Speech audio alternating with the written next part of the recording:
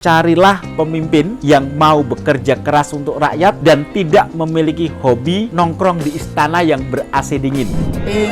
Memilih pemimpin, hati-hati. Pilih pemimpin yang ngerti.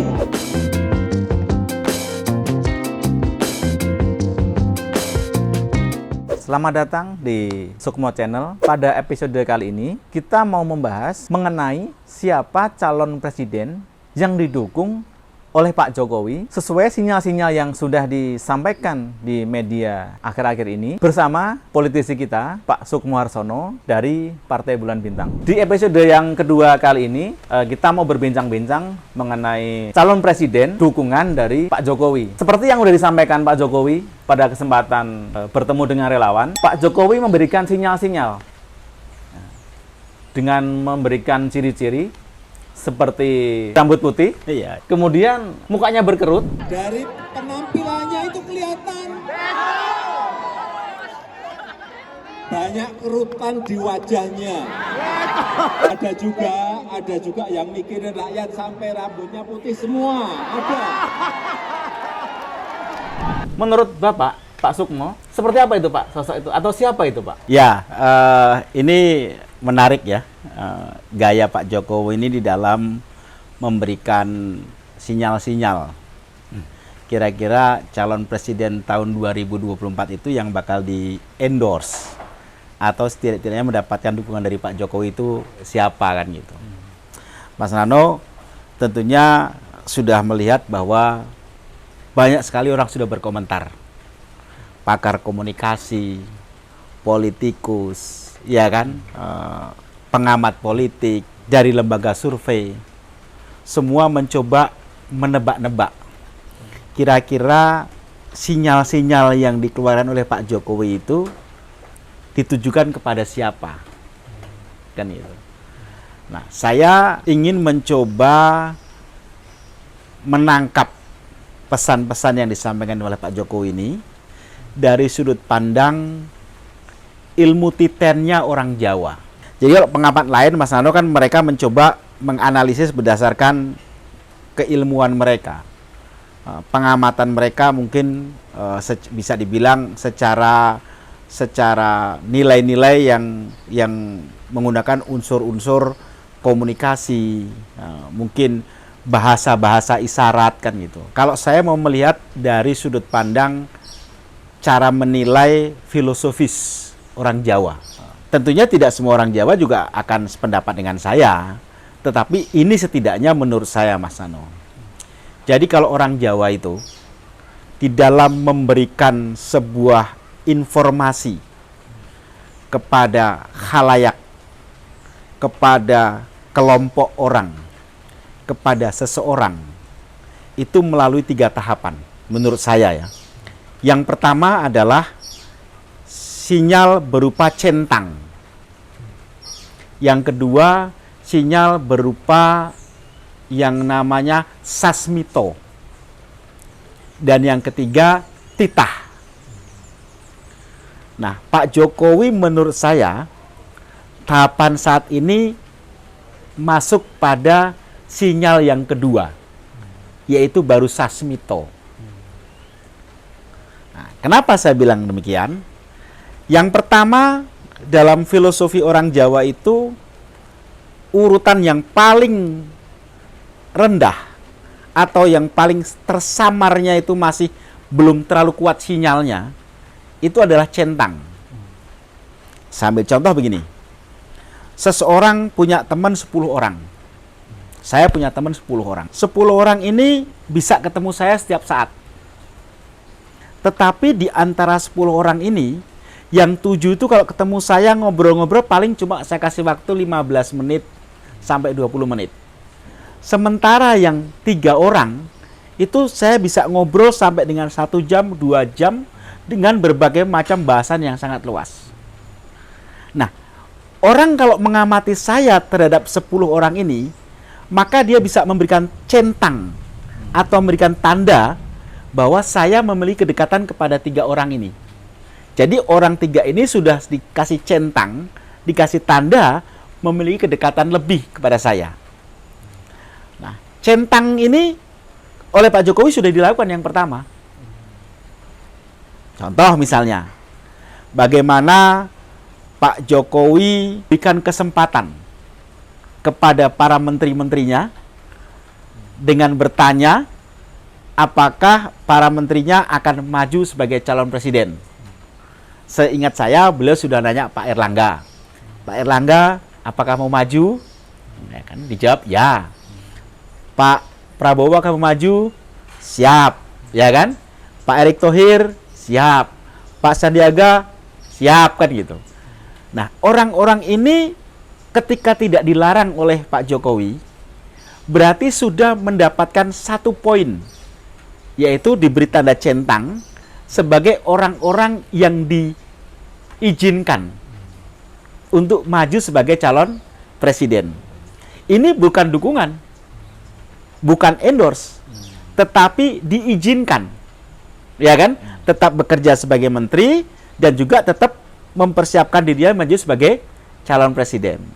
Tapi tidak jelas siapa yang akan diberikan dukungan. Nah, yang kedua, Pak Jokowi memberikan sinyal yang lebih jelas. Yang dalam bahasa orang Jawa, ilmu titennya itu, tanda-tandanya itu berupa sasmito. Nah, sasmito ini kedudukannya lebih tinggi dibanding centang. Karena sosoknya mungkin sudah kelihatan, tapi mukanya masih samar-samar. Ciri-ciri orangnya mungkin udah ada, muncul. Tapi agak ada kemiripan satu dengan yang lain. Sehingga siapa sebenarnya? Kan gitu. Sasmito yang kedua ini, itu disinyalkan pada waktu Pak Jokowi bertemu dengan Gerakan Relawan Nusantara beberapa hari yang lalu di Gelora Bung Karno. Beliau kan mengatakan, carilah pemimpin yang mau bekerja keras untuk rakyat dan tidak memiliki hobi nongkrong di istana yang ber-AC dingin. Nah, kan gitu kan, kurang lebihnya ya. Kemudian carilah pemimpin yang karena memikirkan rakyat rambutnya sampai memutih. Atau beliau katakan lagi sasmitonya itu, tanda-tanda yang dia dikirimkan itu adalah mau bekerja keras, sering turun ke lapangan memikirkan rakyat sampai dahinya berkerut-kerut, kan gitu. Ini menunjukkan bahwa sinyal itu sudah semakin jelas. Kedekatan orang ini untuk mendapatkan restu dari Pak Jokowi atau mendapatkan titah tadi, level yang paling tinggi, itu sudah hampir dekat nih, Mas. Ya, sudah hampir dekat. Nah, siapa orangnya? Ya, ini juga karena masih samar-samar ya.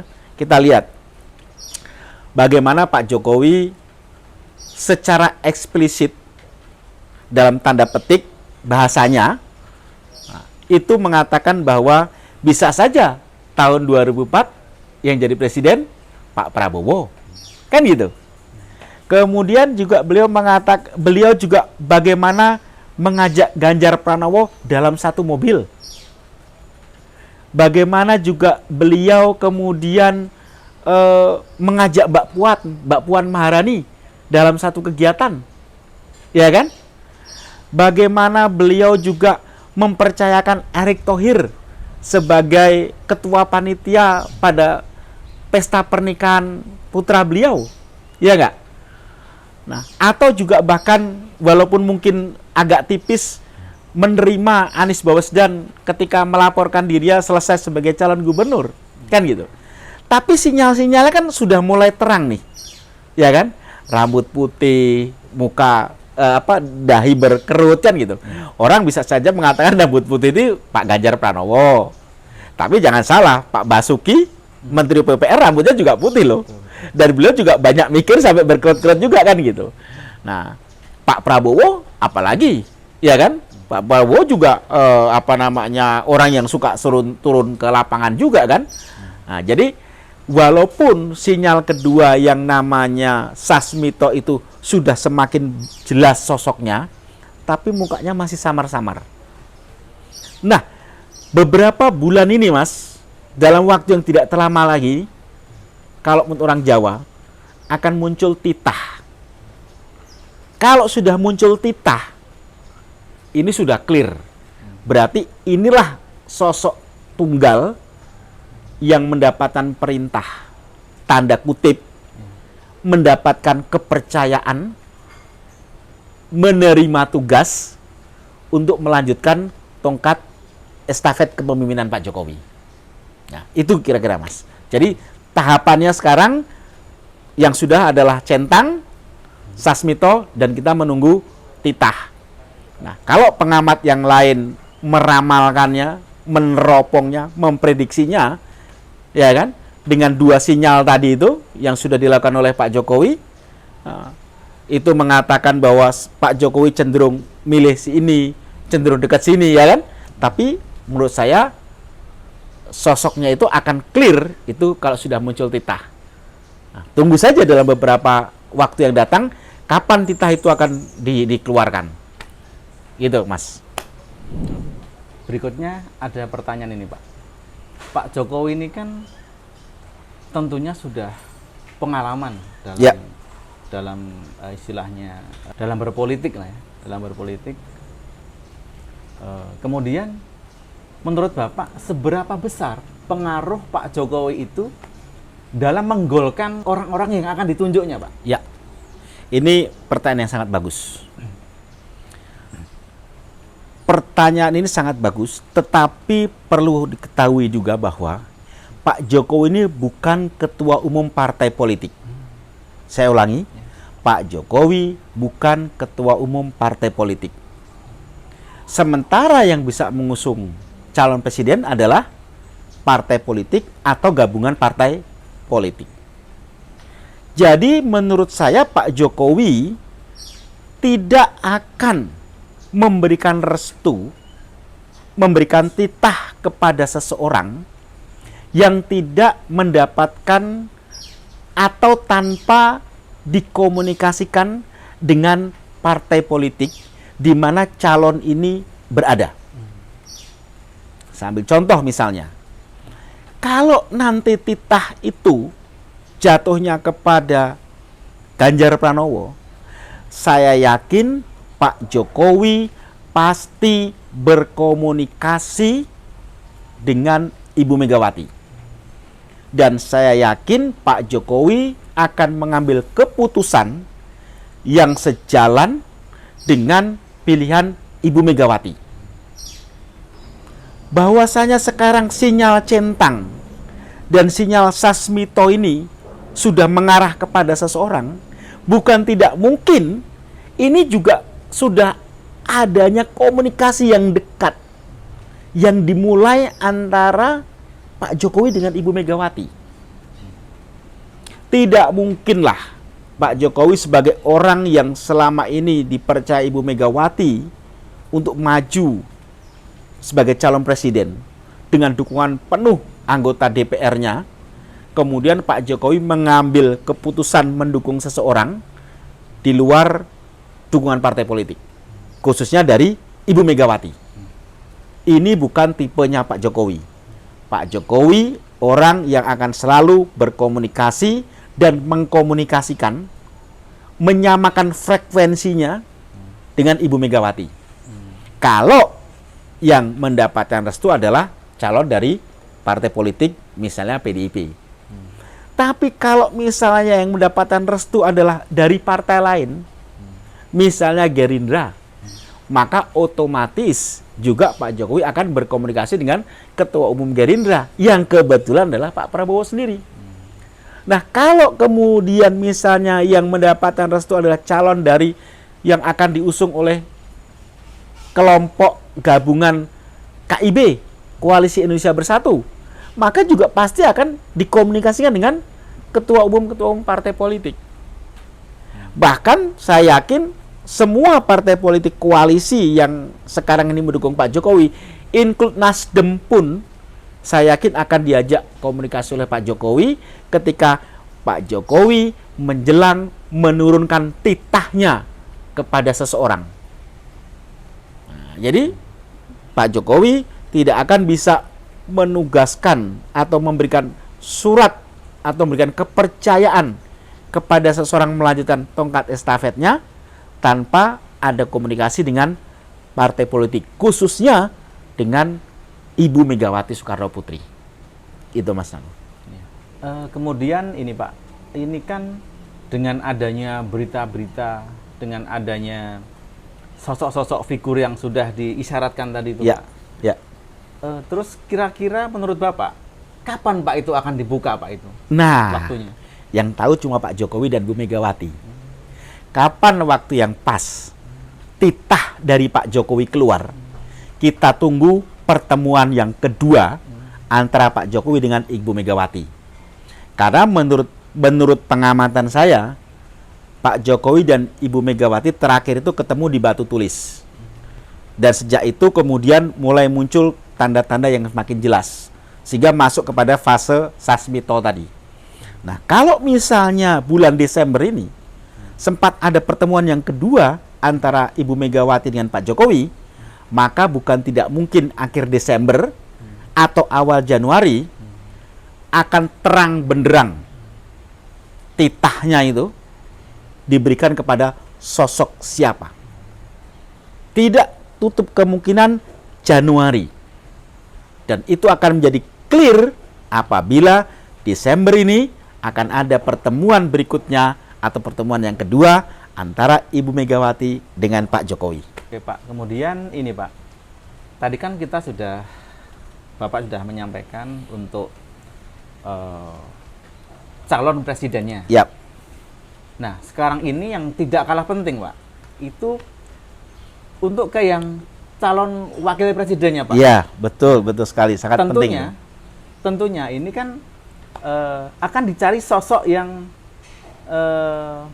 bisa bersama dengan presiden, adalah tidak meninggalkan dari sosok perempuan Pak.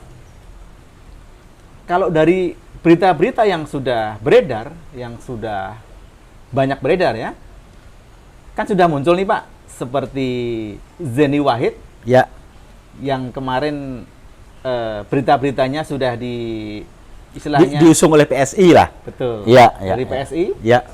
Kemudian ada Khofifah, Ya. ya Pak, yang dari mana Pak? Dari NU. Dari NU. Ya. Dari NU. Gubernur Jawa Tim yang beliau adalah pernah menjadi ketua Muslimat Nahdlatul Ulama. Oke. Kemudian menurut pandangan Bapak, kira-kira selain dari dua sosok perempuan itu, ada nggak Pak sosok lain-lain Pak? Oke. Yang lain maksudnya Pak? Ini khusus wanita ya. Nah, khusus wanita. Andai calon presiden nanti salah satunya akan memilih wakil presiden wanita, maka menurut saya nama-nama yang sudah muncul di survei seperti Ibu Khofifah, Gubernur Jawa Timur, ada juga Yeni Wahid. Saya kok punya feeling bisa jadi tahun depan itu akan muncul nama Ibu Retno LP Marsudi, Menteri Luar Negeri sekarang. Walaupun mungkin sekarang belum menonjol namanya. Tapi beliau menurut saya akan sangat ideal dipilih menjadi wakil presiden. Kalau ini ngomong calon presidennya perempuan ya. Karena tantangan yang akan dihadapi pada era 2004 ke depan itu, hubungan internasional ini akan sangat menentukan dalam berbagai macam gejolak politik tingkat dunia. Nah, perlu seorang calon presiden yang memiliki kemampuan internasional, yang mumpuni, yang sudah memiliki jaringan luas dan diterima oleh seluruh negara untuk menghadapi gejolak politik tahun 2024. Jadi menurut saya setidak-tidaknya ada 3 nama nih. Jadi ada Ibu Khofifah, ada Yeni Wahid, dan menurut saya bisa jadi juga akan muncul nama Ibu Retno LP Marsudi. Nah, walaupun saya tidak tahu bahwa beliau berminat atau tidak ya, tetapi melihat tantangan yang akan datang, sepertinya kalau ini pesan saja, saya titip saja kepada calon presiden ya, calon presiden nanti, seandainya akan memilih cawapresnya adalah perempuan, menurut saya 3 nama ini perlu mendapatkan pertimbangan untuk dipilih menjadi salah satu calon wakil presiden. Dan ini bagian dari strategi dan taktik juga untuk menghadapi lawan nanti calon presiden, wakil presiden siapa? Oh, kalau calon presidennya adalah A, wakilnya B, siapa tahu lawan yang ideal adalah Ibu Khofifah. Oh, siapa tahu lawan yang ideal adalah wapresnya Mbak Yeni Wahid. Atau siapa tahu lawan yang ideal adalah wapresnya Ibu Retno LP Marsudi. Bisa-bisa saja. Tapi ini saya kira masih sangat cair. Tapi setidaknya kalau untuk wanita, menurut saya 3 kandidat tadi cukup layak untuk ikut dalam kontestasi. Demikian pemirsa, obrolan yang sangat luar biasa bersama Bapak Sukmoarsono di episode yang kedua ini. Ya. Mudah-mudahan dari obrolan ini bermanfaat buat pemirsa semua. Jangan lupa tonton terus, berikan like, komen, Dan share-nya. dan share-nya. Dan jangan lupa subscribe-nya. Yes. Terima kasih. Sampai Terima jumpa kasih. di episode berikutnya. Terima kasih.